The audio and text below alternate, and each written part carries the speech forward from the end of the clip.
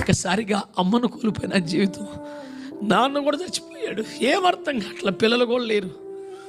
ఇద్దరు ఒకరు ముఖం చూసుకొని ఎవరు ఎవరిని ఓదార్చలేక ఏం చేయాలో అర్థం కాక నేను ఎప్పుడు అంటాను ఒక మాట, ఇంకా ఎందుకు బ్రతుకున్నారు అంటే ఎలా చావాలో కూడా అర్థం కాక బహుశా పిచ్చెక్కుతుందన్నమాట. చాలా దుఃఖ స్థితి. ఆయన మాట్లాడుతున్నాడు, అబ్రహ్మ. విచిత్రం ఏంటంటే ఆ స్వరం వింటున్నప్పుడు చావాలి అన్న తలపు పోయింది, బ్రతకాలనిపిస్తుంది.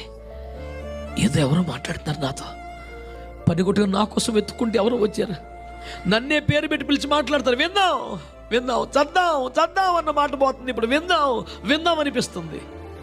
ఆ వ్యక్తి అంటాడు, నేను నిన్ను సృష్టించిన దేవుణ్ణయ్యా, నేను పుట్టించాను కనుక నేను నీకు తండ్రిని, నువ్వు నా కుమారుడివే.